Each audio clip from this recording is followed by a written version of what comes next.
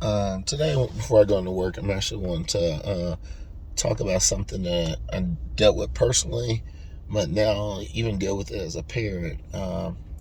Pain is necessary for personal growth. I'll say it one more time. Pain is necessary for personal growth. Um, it's crazy that these days everyone's trying to avoid pain. No one wants, they don't want to break up to happen. No one wants to leave relationships. No one wants to leave a job. No one wants to take a chance and go start something. People are scared of hurting themselves. They're scared of, losing their houses. They're scared that they're going to make a mistake and not be able to find another job or find another relationship. So a lot of times we put our lives on hold, and we sit stagnant for years because we're afraid of the pain that will come from change. And it's weird because at the same time, a lot of us are praying for change and praying for something different or something better, but at the same time, we're avoiding and refusing to change anything ourselves because we're scared of what's going to happen behind it. As a parent, it's been a little bit different as well. It's easy to give your opinion about someone else's situation, but when it's your child, you just want to protect them from everything. You don't want them to see some of the things you've seen. You don't want them to experience some of the things you experience. And I think a lot of times we remember a lot of the negatives, but we don't appreciate the knowledge and the lessons that were learned from some of those negatives that happen in life. Um, to have to go without some things gives you an appreciation for things. To have to make something out of nothing gives you the ability to learn how to build, even when you see nothing there. I spend a lot of time trying to, like a lot of parents, trying to keep my children from seeing bad things, from being around bad things, from, being around certain language, and even trying to help pay for a lot of things in the earlier parts of their life where I thought in my head, oh, let me do this for them. This will really help them since I was never able to have it myself. And I didn't realize there's an appreciation for later on for having to do something on your own or having to at least contribute in something.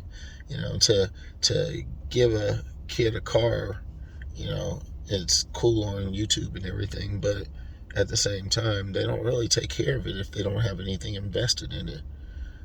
But if I have them to work and earn some money, and I match the money in order to help them buy a car, it's different because now they remember the time and the hours they had to put into, saving their part of the money. They're more likely to take care of that vehicle, you know. Um, but the problem is these days we uh, we embrace, you know, mediocrity. We don't push each other anymore. No one's asking you why you still working at the same job in the same position. It's your business. You got a job. You stay there as long as you want to. So a lot of times we have to wake ourselves up in these situations. But if you don't change something about yourself, nothing in your life's going to change. And usually change is painful sometimes. You either have to leave the job or you have to be fired in order to get what you're asking for, because you're saying you want something better. You have to either leave the job or you have to be fired. Neither one of those are fun. No one wants any time spans of any sort where they're not certain how they're going to pay their bills. And no one definitely wants to get, fired not knowing what's going on and be caught off guard by the situation. Both of those are negative situations. But if you're asking and hoping and praying for something better, usually one of those two things have to happen.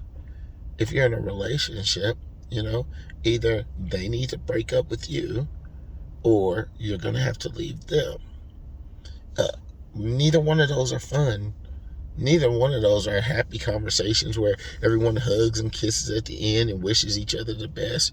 But if you're not happy in your life and you want something better, one of those two things are going to happen 9 times out of 10. Whether you do it in 2021 or you wait until 2025 to do it, if your goal is to do it and you've made plans to do it, why waste the time? What's the difference? It's still gonna hurt. It's gonna hurt now if you pull off that band-aid, or it's gonna hurt then if you pull off that band-aid. It's still gonna hurt.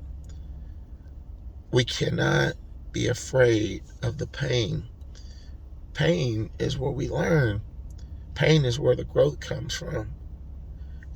We cannot live this life avoiding pain and expecting change and progress. There's no progress that comes without pain.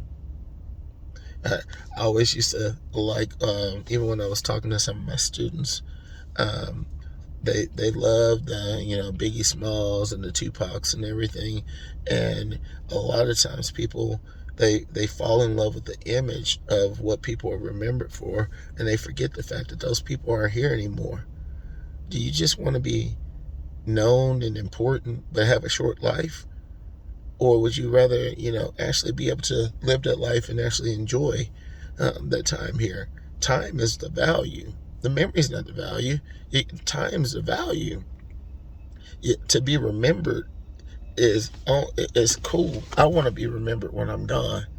But I kind of want to remember most of the stuff that I do, and I kind of want to live this life and be able to witness other people's greatness as well. Just a little short message to talk about before I go in, but I want to wish y'all well. If it is to be, it's up to me.